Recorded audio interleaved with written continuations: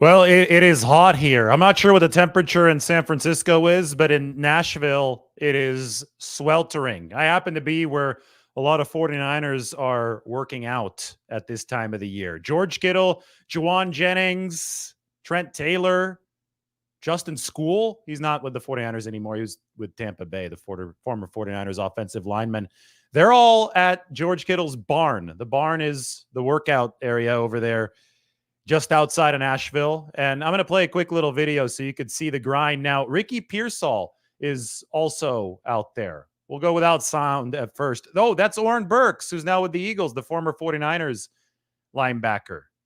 Burks, they're throwing that big medicine ball, working on the core muscle. I mean, obviously, George Kittle had the core muscle surgery, so he's back at it fully. Here you see Kittle with the big medicine ball.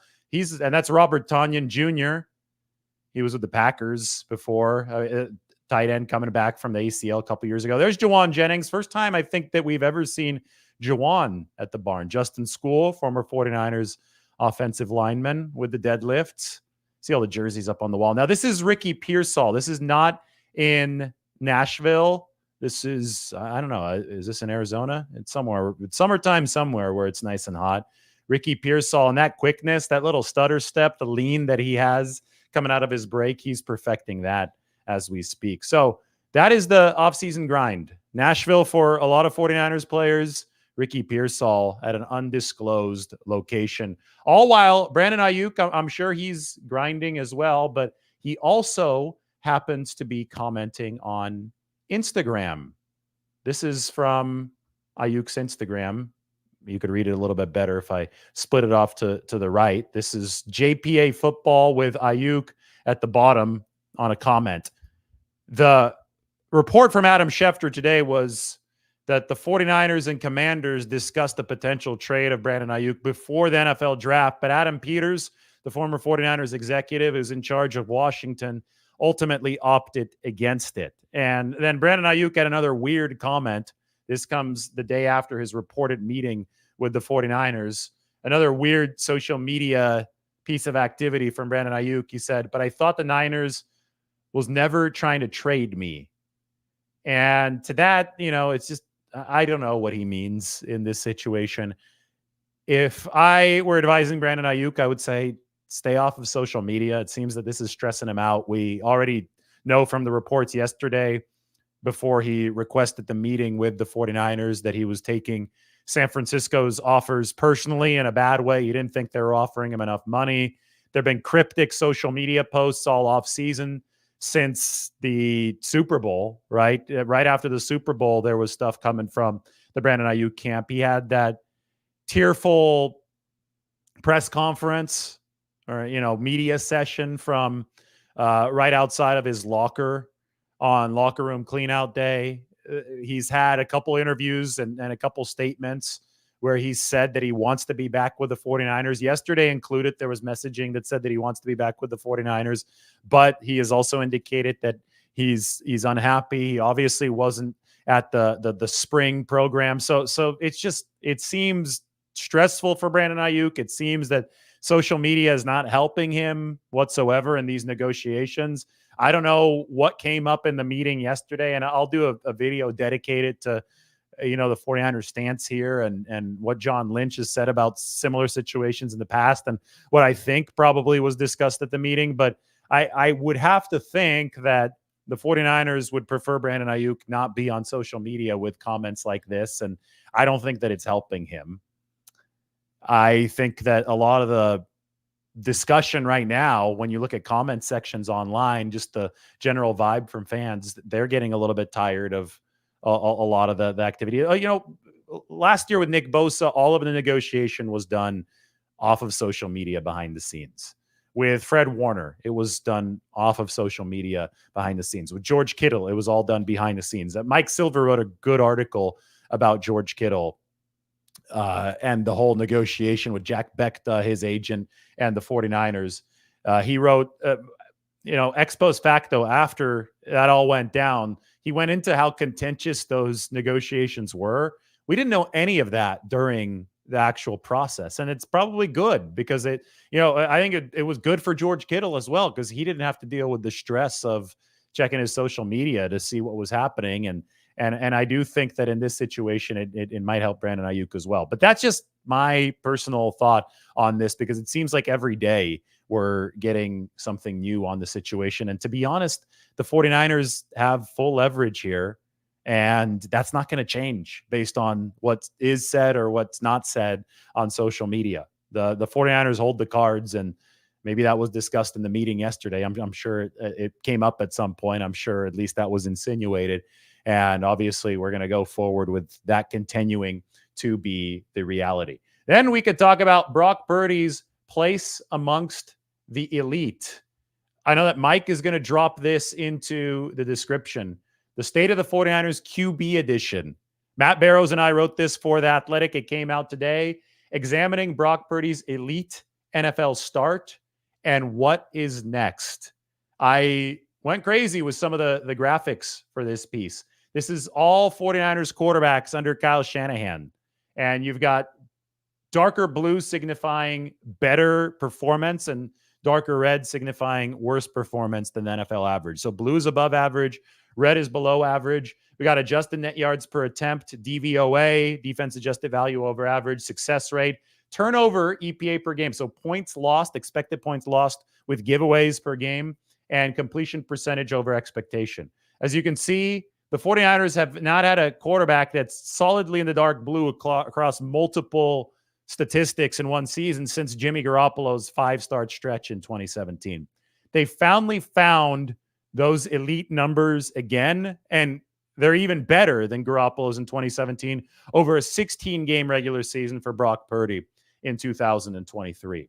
How elite was Brock Purdy? Well, we can actually compare him to some of the best quarterback performances of the past 20 years. That's 2004 Peyton Manning, 2007 Tom Brady, 2009 Drew Brees, 2011 Aaron Rodgers, 2016 Matt Ryan, who also operated under Kyle Shanahan, 2018 Patrick Mahomes, and obviously here's Purdy. The adjusted net yards per attempt, which factor in interceptions, touchdown passes, obviously the length of gains on certain plays. Adjusted net yards per attempt also will factor in sacks. You lose some sack yardage. Brock Purdy is at over 9 adjusted net yards per attempt, almost identical to Matt Ryan's number under Shanahan in 2016. And behind only that number from Ryan and the numbers from Peyton Manning in 2004 and Aaron Rodgers in 2011. We're talking some of the greatest QB seasons of all time. 04 Peyton Manning might have been the best quarterback season statistically of all time. And Brock Purdy's season wasn't all too far behind that. Now, DVOA-wise, defense adjusted value over average, this is going to factor in the quality of opposing defenses. What we saw from Manning in 04 was otherworldly. 58.9% more efficient than average. It takes into account down and distance. Brady in 07 with Randy Moss on the 18-1 team, 54.1%. When you go to Brock Purdy, he was really good. He's one of only a handful of quarterbacks, including Aaron Rodgers in 2011 at 46.6, who's over 40%. If you compare this to Jimmy Garoppolo back in 2017, we thought that was awesome over the 5-game stretch, 39.1%. Damn good for Jimmy Garoppolo, but he ain't Brock Purdy from 2023. So some really staggering numbers, but what you will notice is that Purdy's turnover column, lost 4 points a game on giveaways, is not up to par with some of the best quarterbacks here. He's going to want to cut that to under, I think, 3 points lost per game. And that could be the difference between Brock Purdy being sensational and Brock Purdy being at a Peyton Manning, Tom Brady level as far as efficiency goes with the 49ers. If you compare it to other 49ers QBs from past seasons under Kyle Shanahan, they actually in 2022 were really good at protecting the football. Even Garoppolo was better than he usually was, because Garoppolo would have numbers worse than 4 points per game lost. And Brock Purdy struggled with that a little bit more in 2023. I think that Purdy took some of the training wheels off in this 2023 season. I think he started pushing the ball into tighter windows. And, it's a trade-off that you're willing to take if you're taking more risks with throws into tighter windows downfield. And Jimmy Garoppolo took a lot of risks with the intermediate passes with his quick release, and it led to a lot of interceptions, but it also led to a lot of efficiency for Jimmy Garoppolo within the context of the system. I think that when you looked at Purdy and Garoppolo in 22, the adjusted net yards per attempt were the same. Garoppolo's DVOA was better. Garoppolo's success rate was better. Purdy took the leap to the next level in 2023 because he started taking more chances downfield, because he started trying to fit the ball into tighter windows. The goal is to maintain the increase in efficiency that comes with taking more successful chances while minimizing the turnovers, while getting this column right here into the blue instead of the below average red. And if he does that, then I think he can raise his adjusted net yards per attempt and his DVOA even further. Oh, look, we have, thank you. Margot brought the green juice. How are you? Good. Hi. I don't think people see you. If you want to wave. They don't need to see. They can now. No, they don't. They don't need to see. You just waved. Hello. That was very quick. Goodbye. How hot is it out there? Really flipping hot. 95? It's 95, but it feels like 100. It's 95, but it feels like 100. That's the weather report. How cold is it in San Francisco? But, Mark Twain said, the quote, the coldest summer I ever spent. No, the coldest winter I ever spent was a summer in San Francisco. Yeah. All right. Thanks. We'll see you soon. So these are really good. The green machines. Anyway, where were we? I had to take off the Brock Purdy statistic. If Brock Purdy can lower the turnover rate, then I think that you could start talking about potential efficiency numbers in the ballpark of some of the best quarterbacks on this chart. Now, Purdy already did deliver one of the best QB seasons of the past 2 decades. You can already mention him with all these other names based on the efficiency he delivered. It just isn't quite, it's on par with 2018 Patrick Mahomes, 2016 Matt Ryan, but it's a little bit behind 2011 Aaron Rodgers, 2007 Tom Brady, and 2004 Peyton Manning. It is on par with what Drew Brees did in 2009. So that the Brees comparisons, I think, do work well. All right, 49ers Q&A. We'll play, as I drink some of my green juice, why don't we play the 49ers Nashville grind? A lot of good stuff happening right now as they work out. Why don't we play this one more time? That way I can hydrate myself on this very warm day.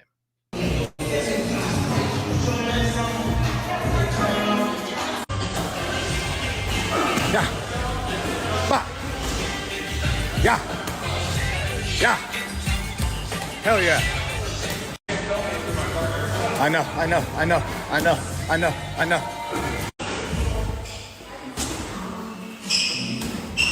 Hit that shit. Crank it.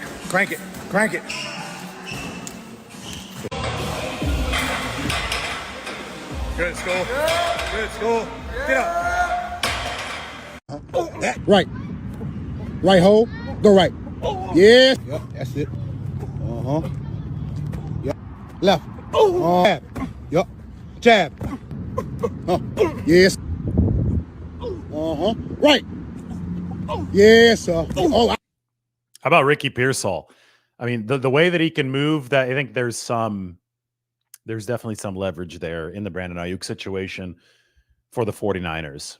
Because, listen, they asked me about this on the radio today. A couple of those videos are up if you want to check them out, those interviews.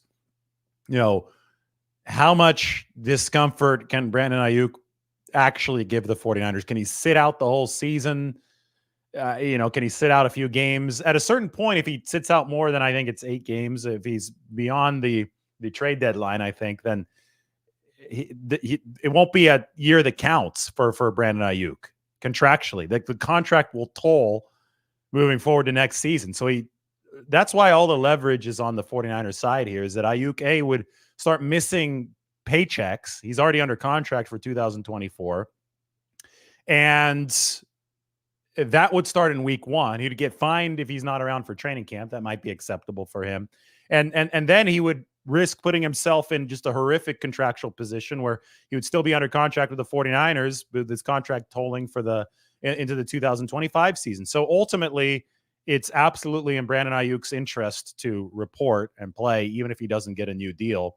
And I think that it's in his interest to report sooner rather than later, especially if Ricky Pearsall is looking really good, because assuming Aiyuk doesn't have a new contract, this is going to be a contract year.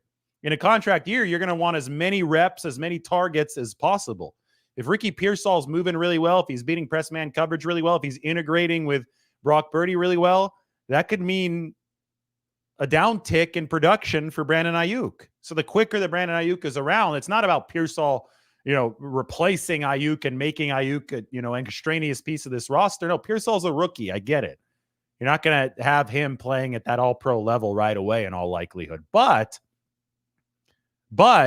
he can pick up some of the slack while Brandon Aiyuk is gone, and that helps the 49ers for leverage purposes here.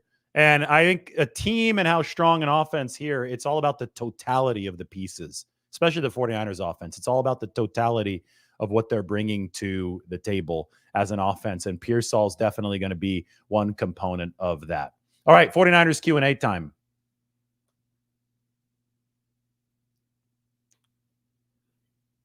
We got William Roberts saying that Cowing will do great in this offense. Don't forget about Jacob Cowing. A little bit later on the 49ers draft order this past year, but fifth round pick? But he's fast. He's explosive. Jacob Cowing's 5-yard split. I know I talk a lot about Brock Purdy's 10-yard split. Jacob Cowing's 5-yard split is something to watch. It's one of the fastest in the draft. I mean, he was really, really quick off the line of scrimmage. And with that quickness off the line of scrimmage, he was able to cook a lot of defenders in college. And I think it's a tool that the 49ers and Kyle Shanahan can use from a play calling perspective to really open up space defensively for them, offensively, space on the defense. Is he going to be a straight field burning threat? I don't think he's just going to be a streak pattern kind of guy. I just think that the ability to gain as much acceleration as he can in the first 5 yards is going to cause some defenders to play a little bit further back, and it could change the entire alignment of the defense, which can really help the 49ers. So look out for Jacob Cowing. I think that is a really, really astute comment.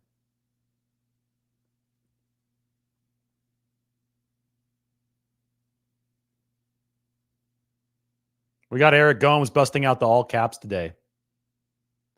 Ask some good questions, guys. Yes.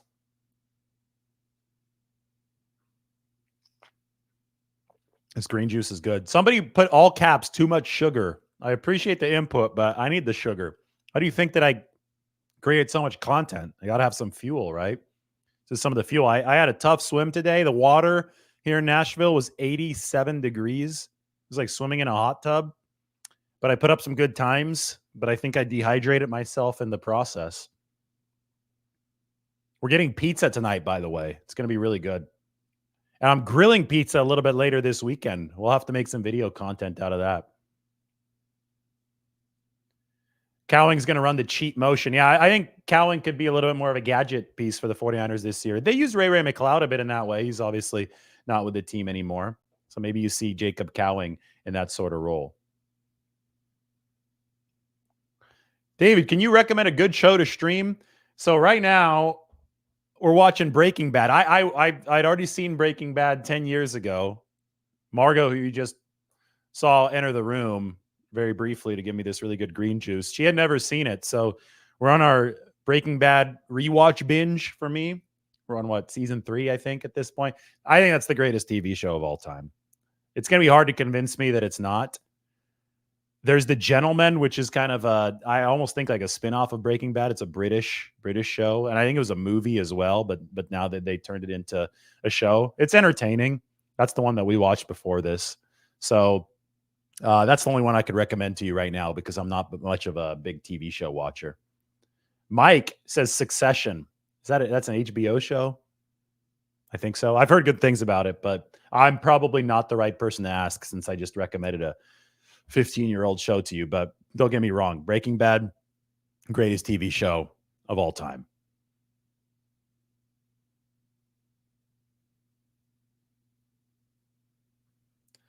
I don't worry about sharks in Nashville when I swim out here. No, today I was swimming in a pool.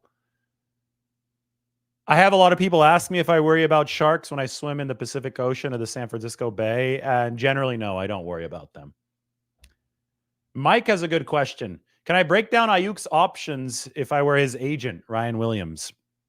You could, because the one tiny piece of leverage that Aiyuk may have is that Nick Bosa and Deebo Samuel, when they negotiated their deals with the 49ers, both of them turned in, by their standards, subpar years. Definitely worse seasons than the seasons, right? Their contract years, right before their new contracts. So the 49ers obviously want the best possible performance, especially in a win now year, from all of their players. And given the fact that the last 2 years when they've gone through these negotiations, that they've ultimately gotten them done, but they haven't gotten the very best play from Deebo Samuel and Nick Bosa. Given that, the 49ers might be a little bit incentivized to get Brandon Aiyuk into the building and avoid a holdout sooner rather than later. Is that worth $500,000 to the 49ers? Is it worth $1 million per year? Is it worth guaranteeing a little bit more money?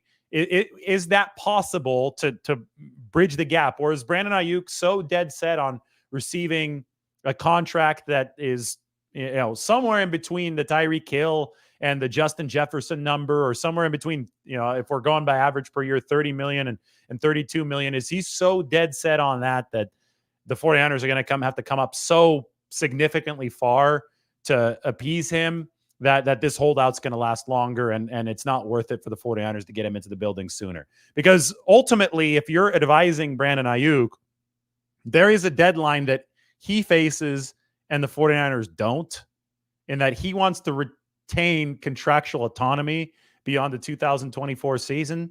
So he's going to have to report at some point. And also, I would think he's going to want his money, and he doesn't get paid the game checks. It's like over $700,000 a week on that $14 million salary. It's $14.1 million divided by 18 weeks in this season. So at some point, Aiyuk faces deadline pressure that the 49ers don't. You can sit here right now and not cave and maybe get the 49ers a little bit uncomfortable because they're so intent on winning this year that they'll budge a little bit, but I don't think you're going to get a whole lot of budging from the 49ers because they ultimately hold all of the cards. They can afford what they can afford as far as a long-term deal for Brandon Aiyuk. And the most important thing to remember right now is that the 49ers are rewarding Brandon Aiyuk a year early. He's already under contract for 2024 on the fifth-year option price of $14.1 million. So the 49ers are willing to come to the table and say, hey, you've done everything so well for us. You've developed into a fantastic receiver. You block well. You're an unselfish guy on the field. We love all this. We want to reward you just like we rewarded Kittle, Warner, Samuel, and Bosa, draftees of the past 4 seasons. We want to do the same thing. So we're going to pay you a little bit early. You get more money in your pocket now, but you're going to have to work with us because we have a budget. We can't go crazy like the Minnesota Vikings did with Justin Jefferson. And the 49ers can say, we also aren't the Minnesota Vikings. You have a legitimate chance to win a Super Bowl here. I don't think you can argue the same for Minnesota, especially in this 2024 season. So you've got great teammates. You have a chance to win a Super Bowl. You have tremendous brand value with the 49ers. They're a bigger brand than essentially any other team in the NFL. 49ers jersey sales outpaced everybody else's last year. The visiting fan attendance, they filled up nearly 50% on average of stadiums on the road. Those are all things that are valuable or should be considered valuable to Brandon Aiyuk.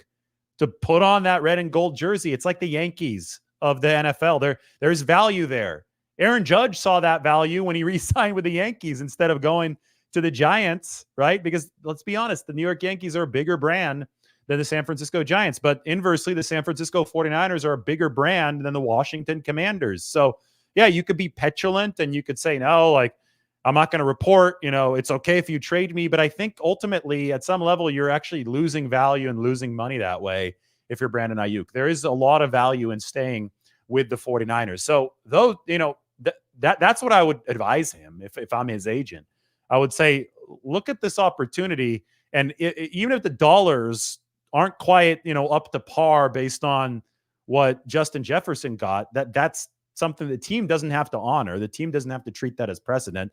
This team that you're negotiating with, or I'm negotiating with, if I'm Brandon Aiyuk's agent, if I'm talking in that way, they hold more leverage than our side does. So ultimately, I think that you do have to, if you want to get paid this year, you have to acquiesce. Now, you could take a massive bet on yourself if you're Brandon Aiyuk, and play on the 5th-year option. The problem with that bet is that the 49ers can also franchise tag Brandon Aiyuk this next season. That's tough. This is why the franchise tag is something that's very unpopular with players. Because even when unrestricted free agency seems like a very attainable goal, a team can just nix it and hold on to that player for another season. Theoretically, for 2 more seasons. You could put 2 franchise tags. The second one would be 120% the price of the first. So if you just follow this to its logical conclusion, the 49ers are in the driver's seat.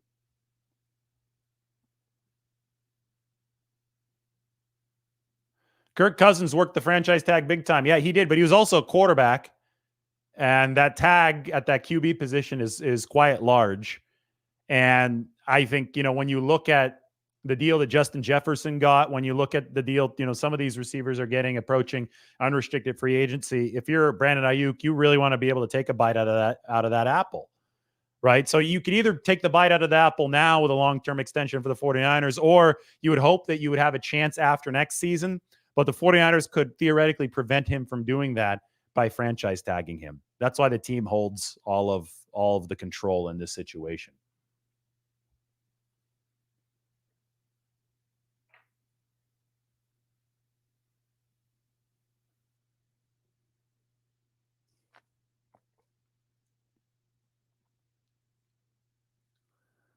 Andrew, I love you.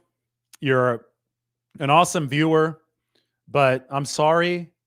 You cannot trade a quarterback. You're saying trade Brock Purdy and draft Shedeur Sanders or Carson Beck. You cannot trade a quarterback whose numbers belong in the same category as the best seasons from Peyton Manning, Tom Brady, Drew Brees, Aaron Rodgers, Matt Ryan, Patrick Mahomes. You wouldn't say trade any of these guys to draft Shedeur Sanders. So why are you saying Brock Purdy? Because results-wise, Purdy's been doing what these quarterbacks, not at the level of 04 Manning and 11 Rodgers. I get it. But boy, this is a historic production from Brock Purdy, and he's 24 years old. So no, the 49ers can't do that. It's hard to hit on a quarterback. This thinking that Brandon Aiyuk is, that Brock Purdy is automatically this good, just waking up out of bed just because he plays on a good team is patently ridiculous. Patrick Mahomes played on a good team. Matt Ryan's at Julio Jones and Kyle Shanahan. Aaron Rodgers played on a Super Bowl winning team. Drew Brees, it was thrown to a lot of good receivers. Marcus Colston, underrated receiver on that 09 Saints team. Tom Brady had prime Randy Moss.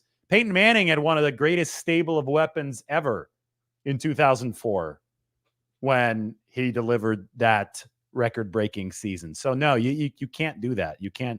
I like Andrew. He's a great viewer. Just put this out there, but I strongly disagree with this opinion.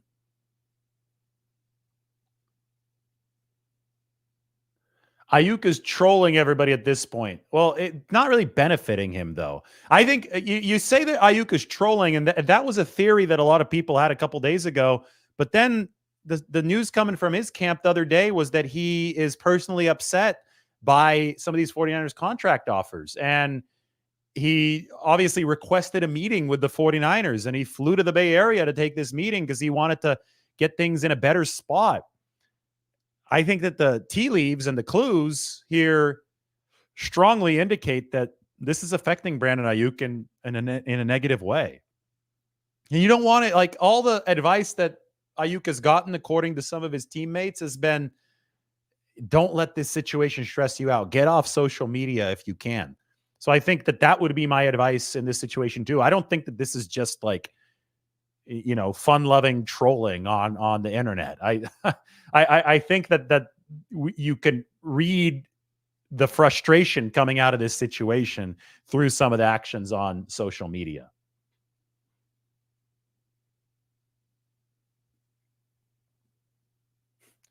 That's a dangerous game. You could give up Brock and end up with Paxton Lynch, metaphorically. I think it's absolutely preposterous. Again, the fact that we're able to stack Brock Purdy up against these names, I mean, these are Hall of Fame names up and down. Maybe not Matt Ryan, but Mahomes is going to be in the Hall of Fame. Aaron Rodgers will be. Drew Brees will be Brady and Manning, obviously. The fact that you could put Purdy's performance at age 24 up against these legends, he is not a tradable player. I mean, it's ridiculous to think that Brock Purdy is somebody that the 49ers would even entertain trading. It is not easy to play the quarterback position, and it is borderline impossible to play it at as high of a level as Brock Purdy played it in 23. Little slip there. We'll see how high he plays it in 23.